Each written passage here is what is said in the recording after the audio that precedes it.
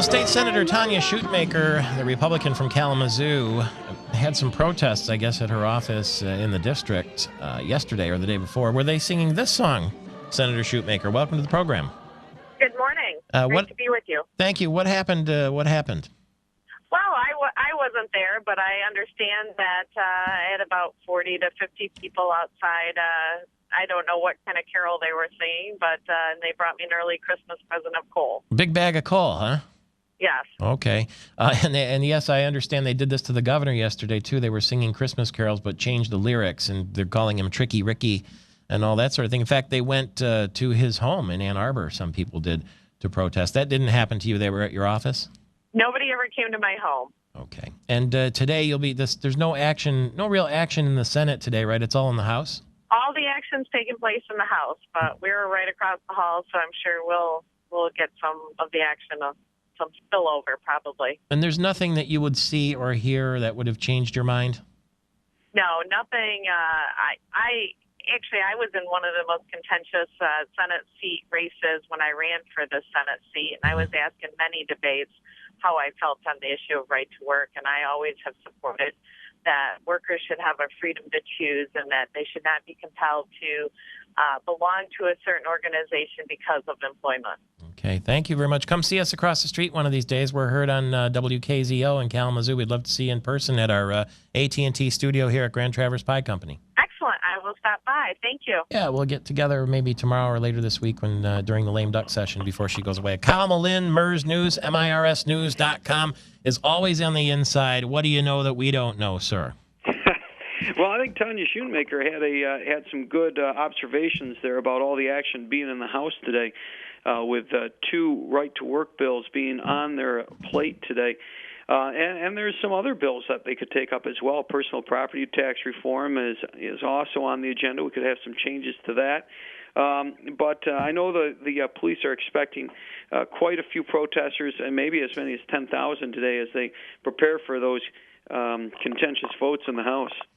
I've been talking a bit this morning. We talked to Senator Whitmer, and Mark Brewer was in the studio here, too. The governor was with us, and some others. And one of the things I'm curious about is the negotiations that went on between the governor and the speaker and the Senate Majority Leader and the union reps. Do you know anything about what was offered and what was desired? Did you hear anything at all about that?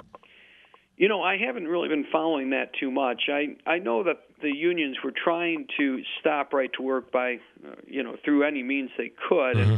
And I know that also the Republicans were hoping to get some votes from them on certain items. But, at a certain point, organized labor can't compromise principles either. I mean, if they can't go on record supporting more restrictions to collective bargaining or, allowing union contracts to be dismantled through like an emergency manager law that they're talking about, or through the EAA bills that are being discussed that would allow these new management companies or management schemes to cancel out teacher contracts.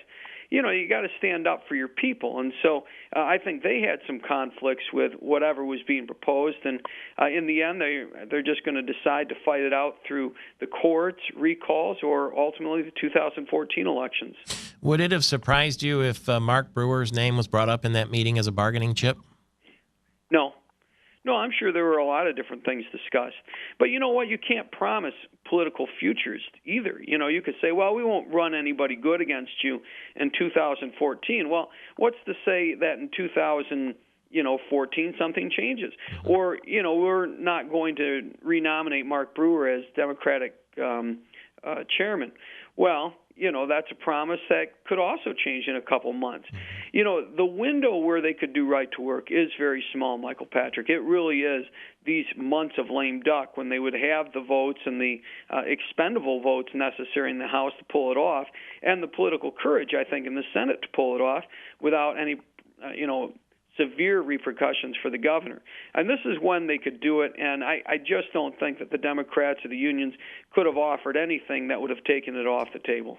Senator Whitmer told us that Bill Schuette makes her sick to her stomach. Those were her words on the program, and that she would consider also running. You know, a lot of people think she's going to run for governor, but that she's still interested in the job of attorney general. Well, that doesn't surprise me at all. She is an attorney, and she was widely considered to be the front runner to run for attorney general 2 years ago.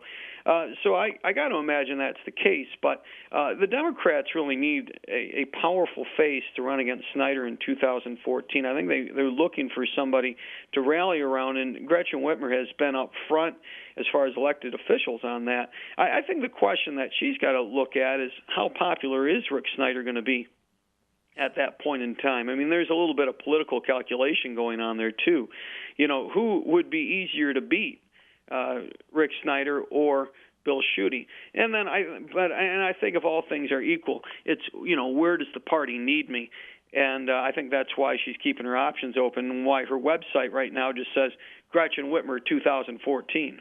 Will this be the number one, the right to work be the number one campaign issue for the next opponent for Governor Snyder? Oh, I got to believe it. I just don't know what else it could be. I mean, this is something that will rally the base, you know, to a frenzy. I got to believe it. Now, you know, they're going to continue to talk about the business cuts and the business tax cuts and more taxes being shoved on to working people. That's going to be out there, too, because that affects most people directly, and then cuts to education and so forth. They'll continue along that train. But, I mean, in order to rally the base and to rally those union folks who are going to be out there pounding the pavement and knocking on doors and raising money for you, right to work's got to be number one. MIRSnews.com. They will be issuing bulletins all day long. If you're a subscriber, it comes right into your email. And, man, I tell you, when you look at your portable device, whatever it is, BlackBerry, and you see bulletin, you know, like there it is. It's like, oh, something happened. And you get it all day long by subscribing to MIRS News, MIRSnews.com, and a daily briefing, too. And thank you very much for the chat. Be safe over there today, and we'll talk soon. Thanks, Michael Patrick. Kyle Melinn from MIRS News at 8 minutes before the hour. It's Michael Patrick Shields.